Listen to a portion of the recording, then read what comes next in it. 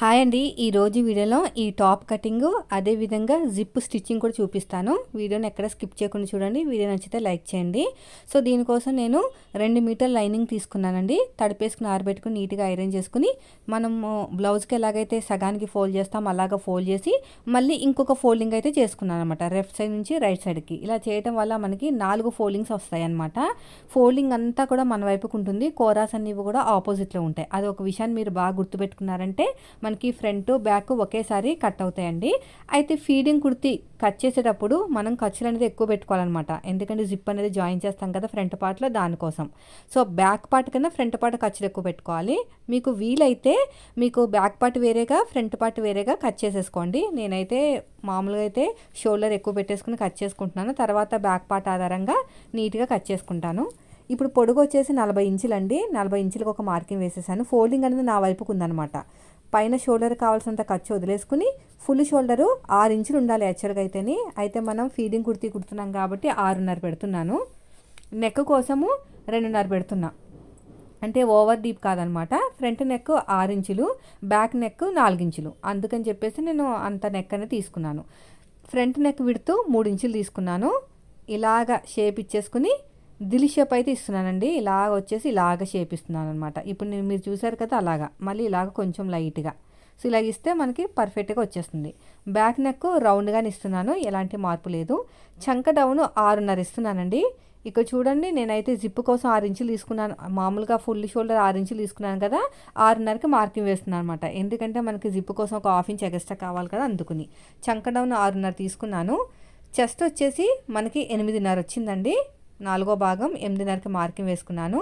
అయితే 14 ఇంచు దగ్గర ఒక మార్కింగ్ వేసుకుని అక్కడ 9 ఇంచులు తీసుకున్నాను. మనకి షేప్ రావాలి కదా అక్కడ. తర్వాత కట్స్ కోసం పైనుంచి 17.5 వరకు తీసుకున్నాను.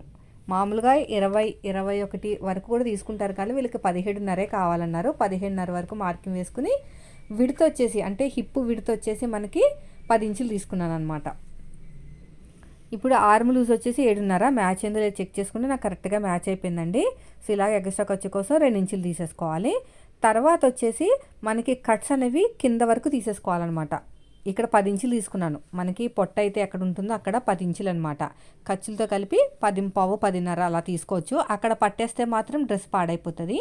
పైన కన్నా ఒక 2 ఇంచులు ఎక్కువ తీసుకోండి. పైన 10 ఇంచులు తీసుకున్నాం కదా, కింద 12 ఇంచులు తీసుకున్నాను గేరా కోసం. అప్పుడు పర్ఫెక్ట్గా వచ్చేస్తుంది అనమాట. ఇలా నీట్గా మార్కింగ్ వేసేసుకోండి. తర్వాత వచ్చేసి ఎలాగైతే మార్కింగ్ వేసుకున్నామో సేమ్ అదే విధంగా కటింగ్ అనేది చేసేసుకోవాలి. అయితే ఇక్కడ నెక్ రౌండ్ అనేది వెనకాల నెక్ రౌండ్గా ఉన్నది, అంటే తక్కువ హైట్ ఉందన్నమాట నెక్ అనేది. అందుకని చెప్పేసి నేను ఫస్ట్ బ్యాక్ నెక్ కట్ చేసేస్తున్నాను. బ్యాక్ నెక్ కట్ చేయడం వల్ల ప్రాబ్లం ఏం లేదండి, ఫ్రంట్ డీప్ ఎక్కువ ఉంది కాబట్టి. ఇలాగ రౌండ్ అనేది తీసేసుకోండి. ఇక పైన ఏమైనా ఎక్కువ తక్కువ ఉంటే కట్ చేసేద్దాము. ఇక్కడ వచ్చేసి నీట్గా కట్ చేసుకోండి. ఇక్కడ ఆర్మ్ లూజు అవన్నీ కూడా, ఇక్కడ కూడా అంతే. మూడు పాయింట్స్ బాగా గుర్తుపెట్టుకోండి. చెస్ట్ మార్కింగ్, నడుము marking, hip marking. Waste marking కాదండి, హిప్ మార్కింగ్. అక్కడ కరెక్ట్గా ఉంటే మీకు పాడవదనమాట టాప్ అనేది, లేకపోతే పట్టేసినట్టు పాడైపోతుంది. సో ఇది అయిపోయింది కదా. తర్వాత వచ్చేసి బ్యాక్ నెక్ రౌండ్ అనేది నీట్గా చూసుకోండి. ఇలాగా నీట్గా కట్ చేసుకోండి.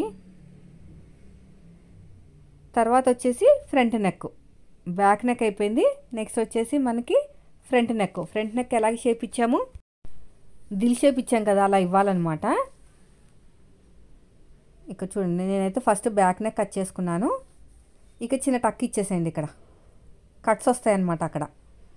ఇక్కడ ఫ్రంట్ నెక్ అయితే కట్ చేసుకుందాం. మార్కింగ్ అనేది బ్యాక్ పార్ట్ మీద చేశాను, కానీ అక్కడ బ్యాక్ నెక్ కట్ చేశాను. ఇక్కడ మార్కింగ్ వేస్తాను ఇలాగా. అప్పుడు షేప్ అనేది పర్ఫెక్ట్గా వస్తుంది. ఇలా నీట్గా కట్ చేసేయండి. ఇక్కడ కూడా అంతే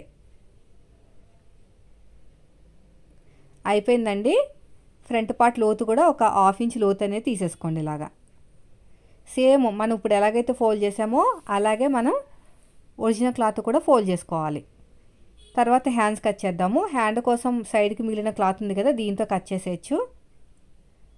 అంటే వీళ్ళకి హైట్ అనేది 4.5 ఉందండి, హ్యాండ్ హైటు. అందుకని చెప్పేసి మనకి ఈ క్లాత్ అనేది బాగా యూజ్ అవుతుంది అనమాట. ఇలా స్ట్రేట్గా కట్ చేసేయండి.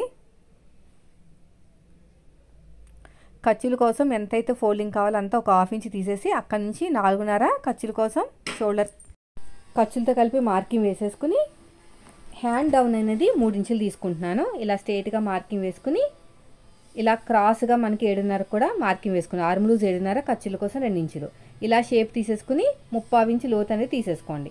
ఇలాగా అంతే. ఫ్రంట్ పార్ట్ కోసం 3/4 ఇంచ్ లోతు. ఈ మెథడ్లో అయితే మనకి చాలా రకాల హ్యాండ్ కటింగ్ మెథడ్ ఉన్నాయి. అందులో ఏ మెథడ్ వాడినా కూడా మీకు పర్ఫెక్ట్గా వచ్చేస్తుంది. మిడిల్ ఒక చిన్న టక్ ఇచ్చేసుకోండి. తర్వాత వచ్చేసి 2 లేయర్స్ని సపరేట్గా తీసేసుకుని లోతు అనేది కట్ చేసేసుకోండి. మనకి ఫ్రంట్ పార్ట్ లోతు అనేది కట్ చేసుకోవాలి. కంపల్సరీగా కట్ చేసుకోవాలండి, లేకపోతే ముడతలు వస్తాయన్నమాట. బ్లౌజ్ కాదు కదా ముడతలు ఎందుకు వస్తాయి అనుకోవద్దు, ఖచ్చితంగా ముడతలు వస్తాయి. చూసారు కదా నా ఫిట్టింగ్ ఎలా వచ్చిందో, నా సైజ్ అనమాట ఇది. ఇంకా కొంచెం లూజే పెట్టమన్నారు నాకన్నా. సో ఇప్పుడు వచ్చేసి సేమ్ మన ఒరిజినల్ క్లాత్ని కూడా ఇలా సగానికి ఫోల్డ్ చేసేసుకుని మన కోరాస్ అనేవి ఆపోజిట్లో పెట్టుకుని చేస్తాం కదా, సేమ్ అలాగే ఇలా ఫస్ట్ సగానికి ఫోల్డ్ చేయండి. కోరాసు ఆ కూర ఈ కూర కరెక్ట్గా పెట్టేసుకుని ఇలా నీట్గా ఇలా కరెక్ట్గా పెట్టేసుకుని మళ్ళీ ఇలా సగానికి ఫోల్డ్ చేసేసుకుని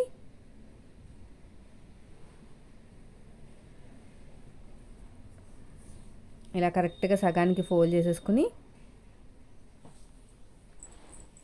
ఇప్పుడు ఫోల్డింగ్స్ అన్నీ మన వైపుకు ఉండాలన్నమాట. ఇప్పుడు నేను ఎలాగైతే ఫోల్డింగ్ చేశానో లైనింగ్ కూడా అలాగే ఫోల్డ్ చేశానండి.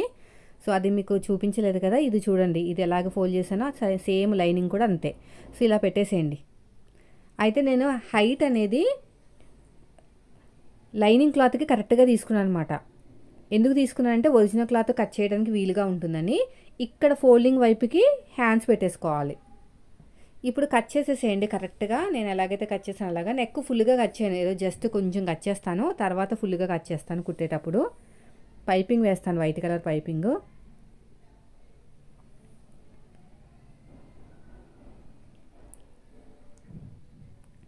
ఇప్పుడు ఎగస్ట్ ఉన్న క్లాత్ నీట్గా కట్ చేసేయండి.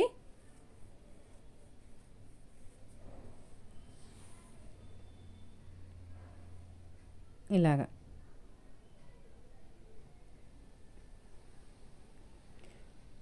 దీన్ని పక్కన పెట్టేస్తాను. తర్వాత హ్యాండ్స్ కూడా కట్ చేసేస్తాను. తర్వాత లైనింగ్ కొంచెం హైట్ అనేది కట్ చేసుకోవాలన్నమాట. మరి దాంతో ఈక్వల్గా ఉంటే ఒరిజినల్ క్లాత్ ఈక్వల్గా ఉందనుకోండి బయటకు కనిపిస్తుంది, అందుకుని. సో దీన్ని పక్కన పెట్టేసి తర్వాత వచ్చేసి జిప్ చూపిస్తానండి. మొత్తం అంతా రెడీ అయిపోయిన తర్వాత మీరు ఏం చేయాలంటే జిప్ కోసం వీలైతే ఎంత పొడుగుందో అంత పెట్టమన్నారనమాట. అంటే 14 ఇంచెస్ అనుకోండి, 12 నుంచి 14 ఇంచెస్ పెట్టుకోవచ్చు. ఇలా స్ట్రైట్గా ఒక లైన్ వేసేసుకుని ఆ లైన్ పక్కన కుట్టు వేశాను. ఎందుకంటే మనం కట్ చేసిన తర్వాత మళ్ళీ విడిపోతుంది కదా ఒరిజినల్ లైనింగ్, అలా విడిపోకుండా ఉండటానికి ముందుగానే ఆ లైన్కి అటు ఇటు స్టిచ్ వేసాను అనమాట. అప్పుడు లైన్ మీద కట్ చేస్తాను. అర్థమైంది కదా. ఇది మార్కింగ్కి అటు ఇటు కుట్టు వేశాను. కుట్టు వేసిన తర్వాత ఆ కుట్టికి మధ్యలో కట్ చేస్తే మనకి క్లాత్ అనేది విడిపోకుండా ఉంటుంది. లేదంటే ముందు కట్ చేసుకుని తర్వాత మళ్ళీ లైనింగ్ జాయిన్ చేసుకున్నాం అనుకోండి పెద్ద తలనొప్పి అనమాట. ముందుగానే కుట్టు వేసుకున్న తర్వాత కట్ చేసుకోవాలి. 14 ఇంచెస్ నుంచి 12 ఇంచెస్ 14 ఇంచెస్ వరకు ఉండొచ్చండి. పైనుంచి జిప్ పెట్టమన్నారు వాళ్ళు, అందుకని ఇలా కట్ చేస్తున్నాను. ఇటు అటు కట్ చేసేయండి. అయితే జిప్ మన వైపు పెట్టుకుని ఎలాగైతే మనం ఓపెన్ చేసుకుంటామో అలా పెట్టుకుని కుట్టుకోవాలన్నమాట. అంతే, ఇంకేమీ లేదు. కానీ సింగిల్ పాదం ఖచ్చితంగా ఉండాలి. సింగిల్ పాదం ఖచ్చితంగా లేకపోతే మాత్రం కష్టం. చూడండి, నేను ఒక జిప్ అయితే కుట్టాను, ఎలా వచ్చింది చూడండి. అలా ఇన్విజిబుల్ వస్తుంది అనమాట. మనం తీసుకున్న జిప్ కూడా కొంచెం మంచి తీసుకోవాలి, ఇన్విజిబుల్ది తీసుకోవాలి. చూడండి ఎంత బాగా వచ్చిందో. అలాగే ఎక్కడ కూడా మీకు కుట్టు అనేది మనకి జిప్ అనేది కనిపించదు. ఇది ఇన్విజిబుల్ జిప్ అనమాట. ఇప్పుడు నేను చూడండి ఎలా పెట్టానో. ఇక నేను ఇది కూడా కట్ చేసేస్తాను.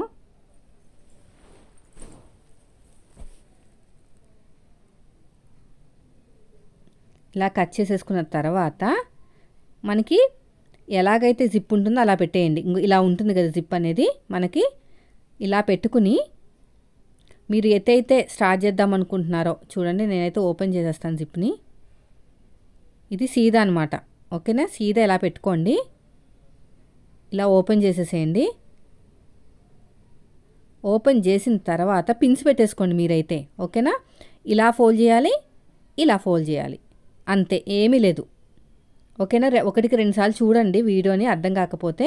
ఇలా ఫోల్డ్ చేయాలి, ఇలా ఫోల్డ్ చేయాలి, చేసేసుకుని పిన్స్ పెట్టేసుకుని ఆ జిప్ ఉన్న పక్కనే కుట్టుకుంటూ వెళ్ళిపోవాలన్నమాట. జిప్పు ఉన్న చోట పక్క నుంచి కుట్టుకుంటూ వెళ్ళాలి. ఇంకో చూడండి నేను కుడుతున్నాను కదా, అలా అనమాట. పైనుంచి ఇబ్బంది, కింద నుంచి ఇబ్బందిగా ఉంటే పైనుంచి కుట్టుకుంటూ రండి. సింగిల్ పాదం కంపల్సరీ.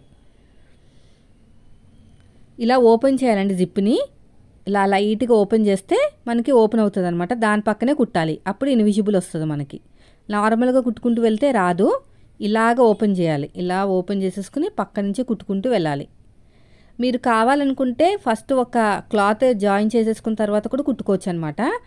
అంటే దానివల్ల కూడా పోగులు బయటకు రాకుండా ఉంటాయి. నాకైతే కాటన్ కాబట్టి అంతగా రిస్క్ లేదు. మనకి జార్జెట్ అవి అయితే మాత్రం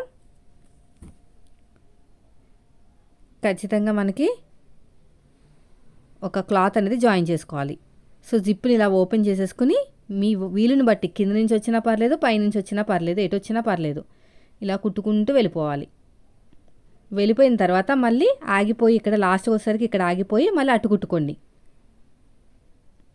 ఇటు వచ్చేసి మళ్ళీ ఇటు కుట్టుకోవాలి, ఓకేనా. ఇటు వచ్చిన తర్వాత ఇక్కడ ఆగిపోయి మళ్ళీ ఇటు రండి. ఇక్కడ కట్ చేసేసుకుని దారాన్ని మళ్ళీ ఇటువైపు వచ్చేసి ఇక్కడ కుట్టుకోండి. ఇలా రావాలండి. తర్వాత ఇది లోపలికి క్లోజ్ చేసేద్దాము. ఇంకొని ఇలా వస్తుంది అనమాట. ఇదంతా లోపలికి పెట్టేసుకోవాలి. ఇలా తిప్పేసుకుంటే మనకి కరెక్ట్గా వచ్చేస్తుంది. చూడండి ఎంత బాగా వచ్చేస్తుందో. ఇలా బయటకు వచ్చేస్తుంది అనమాట, ఓకేనా. ఇక్కడ చూడండి ఎక్కడ కుచ్చు రాదు. సో ఇప్పుడు ఓపెన్ చేస్తాను. రెండో వైపు కూడా కుట్టేశాను. ఇంకా చూడండి ఇలా క్లోజ్ చేస్తే ఎంత బాగా వచ్చింది చూడండి. మనకి ఎక్కడ జిప్ అనేది కనిపించదు అనమాట. చూసారా, ఇలా ఉండాలి. సో మీరు కూడా ట్రై చేయండి. ఒకసారి రాకపోతే రెండోసారి ట్రై చేయండి, ఖచ్చితంగా వస్తుంది. ఇక్కడ మనకి ఖర్చులనే బయటకు కనిపించుకుంటానికి ఇలా కుట్టు వేసుకున్నా పర్లేదు. జిప్ నుంచి అయితే మీకు ఖర్చులు బయటకు రావు. ఇలా క్లోజ్ చేసుకుని ఒక స్టిచ్ లాగా వేసుకోవచ్చు. నేనైతే ఏం వేయట్లేదు అనుకోండి, చూపిస్తున్నాను మీకు. అలా ఖర్చులు ఏమైనా బయటకు వస్తే, ఏమైనా ఎక్స్ట్రా ఖర్చులు ఉంటే మీరు ఇలాగ స్టిచ్ వేసేసుకోవచ్చు అనమాట. ఇలా స్ట్రేట్గా జిప్కి జాయిన్ చేసేసుకుంటే మీకు పోగులు అనేవి బయటకు రావు. లేదంటే క్లాత్ అనేది జాయిన్ చేసుకోవచ్చు. సో మీరు ఏదైతే జిప్పు ఉంటుందో ఆ వైపు నుంచి కుట్టుకుంటూ రావాలి. చూడండి ఎంత బాగా వచ్చేసిందో. సో ఫిట్టింగ్ ఎలా వచ్చిందో కూడా చూసారు కదా. సో మీరు కూడా ఇదే మెథడ్లో కుట్టుకున్నారంటే ఖచ్చితంగా నీట్గా వచ్చేస్తుంది. జస్ట్ ఒక లైన్లా కనిపిస్తుంది తప్ప జిప్ అనేది కనిపించదు. రెండో వైపు కూడా అంతే. ఇంకోండి ఇలాగా ఓపెన్ చేయండి. ఒకసారి చెక్ చేసుకోండి. ఎందుకంటే కస్టమర్ దగ్గరికి వెళ్ళిన తర్వాత మళ్ళీ ఫెయిల్ అయింది అన్నారనుకోండి, పెద్ద పని అన్నమాట ఇప్పి కుట్టడాలు. ఇది మంచి జిప్పు, ఇన్విజిబుల్ జిప్ కావాలంటే ఇస్తారు, సన్నగా ఉంటుంది అది. ఇక్కడ మనకి ఒక కుట్టు వేసేసుకోవాలి. ఊడిపోకుండా ఉండటానికి రఫ్ ఇచ్చేసేయండి. ఇలా రఫ్ ఇచ్చేసుకుని ఒక స్టిచ్ అనేది వేసేసుకోండి. సింగిల్ పాదం కంపల్సరీ అండి. 3-in-1 పాదం సెట్ కాదు, ఖచ్చితంగా సింగిల్ పాదం ఉండాలి. ఇది కట్ చేసేయండి. కట్ చేసేసుకుని నీట్గా పోగులన్నీ కట్ చేసుకుంటే సరిపోతుంది. ఇదండి ఈరోజు వీడియో. నచ్చితే ఖచ్చితంగా లైక్ చేయండి. పాత క్లాత్ మీద ట్రై చేస్తే వస్తుంది, లేకపోతే ఫస్ట్ మీరు డ్రెస్ల మీద ట్రై చేశారనుకోండి సరిగ్గా రాదనమాట. ఇలా నీట్గా చేసేసుకుంటే మనకి ఇన్విజిబుల్ జిప్ అనేది రెడీ అయిపోతుంది. Thank you.